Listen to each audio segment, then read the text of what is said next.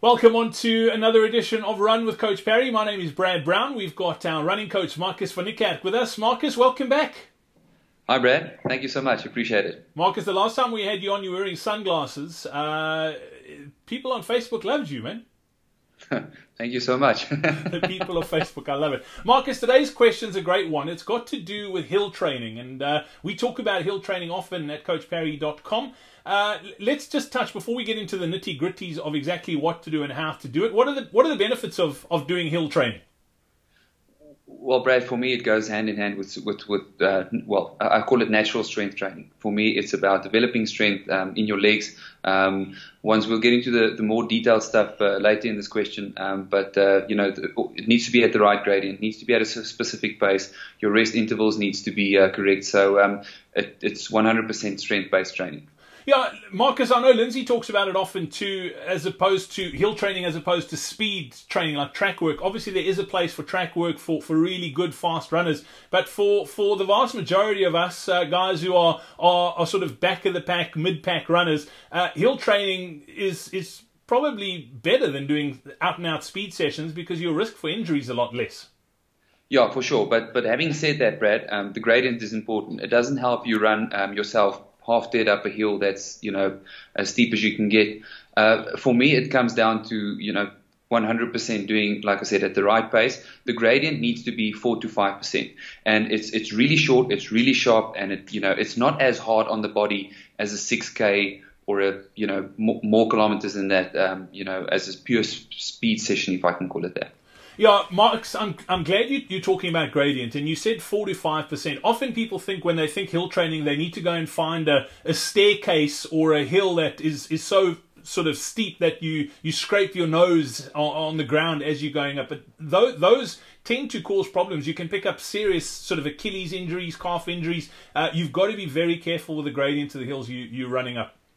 Yeah, for sure. I can't tell you how many times I've spoken to athletes that said that they've been doing proper hill training and it ended in disaster just because the gradient was too steep.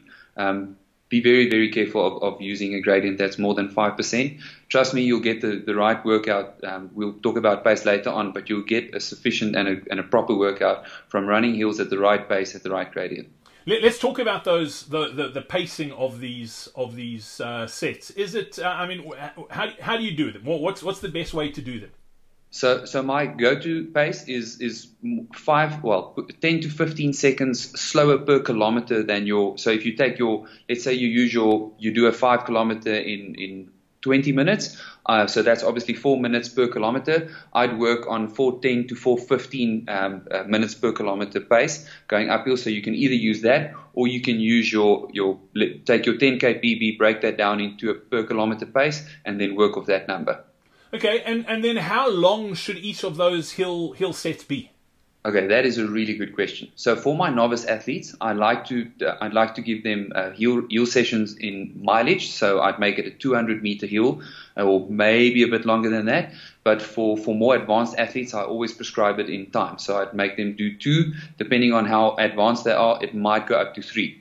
I know in your build up to comrades, Lindsay does like to use 2-minute hill reps and later on to do your longer 3-minute hill rep intervals. But that's your go-to number. I'd say for novices, stick to 200 meters. For more advanced guys, 2 minutes for me is a good workout. And then Markus, obviously those are the paces you're running at. How many of those do you do in a set? Obviously on our programs on the Coach Parry platform, it is prescribed. But how do you do them? Is it a case of you smash it up the hill and then you run all the way back down and then smash it up the hill? What's the best way to approach one of these sessions? So Brad, you need to start at a realistic number. I'd like to start my athletes on more or less 4 to 5 in the first session. And please keep in mind, it's not something that you do for weeks on end. It has its place in a build up to a specific race or in a season. So it's like I said, going back to what it's there for, it's there to build strength. So I like to do my strength training with my athletes in the beginning of the season. So generally we'll say first session 4 to 5 2-minute hill reps, and when you get to the top, take an easy jog down. I always like to keep it an active recovery. Sure, if you walk down, it's also a form of active recovery, but I prefer them to take an easy jog down. When they get to the bottom, no wasting time, hit that lap button and go straight back up. It's also important to try and keep that pacing consistent, isn't it, Marcus? I mean, often people, they think they just need to go as hard as they can. But like you say, I mean, you want it 10 to 15 seconds per kilometer slower than your 5K time. And if you're going out too hard on your first one, the chances of you being able to maintain that pace on number 4 and number 5 is pretty slim. Yeah, Brad, that's a brilliant question. So for me, what I like to do is I cannot put more emphasis or enough emphasis on do not start it too hard. So within that run up the hill where we do our hill repeats, I have certain markers along the route. So in my first one, I check where I am or what my split is at marker number 1, marker number 2, and obviously at the end. So if I know I went too fast, I'll slow it down 2 or 3 seconds per marker, and eventually I'll get it bang on. Because the big problem is if you start it too hard, I can guarantee you won't be able to do the full rep count of the session. And yes, there will be some benefits in that session, but it's also a misfire in a way. You want to do it at the right pace and cover all intervals. And for me, it's doing it right firstly, but secondly, it's also about getting that confidence booster from that session. Yeah, absolutely. And Marcus, how many of these sort of sessions should you typically be doing a week? I know you said that there's certain times in the season, and we've got them in the programs on the Coach Parry platform. But how many sort of hill sessions would you typically do in a week? Is it twice? Is it 3 times? Is it once? Brad, personal experience, I don't like to do it more than once in a week. It obviously depends on once again your level of activity. If you're a novice, if you're an advanced athlete, most importantly is to once again listen to your body. That to me is very important. So, but I'd like to do 1 hill session a week or 1 speed session a week. One can, depending on your level of activity, throw in a tempo run later in the week, combined with there definitely needs to be many easy runs and obviously your long run as well. Absolutely. Marcus, as always, great to catch up. Don't forget, if you need some help, we have got these sort of hill sessions and that built into our training programs on the Coach Parry online platform.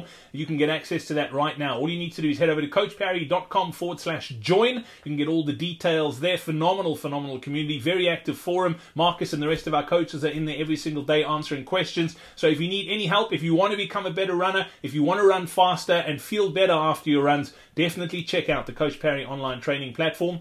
And also, be sure to check out the Coach Parry Run podcast. Every single week, we're giving someone access to that platform through our hashtag Biogen Journey promotion. All you need to do is let us know what you're training for, what the goal is, and what you need help with on social media, any of the platforms, Facebook, Instagram, Twitter. Just make sure you use the hashtag Biogen Journey.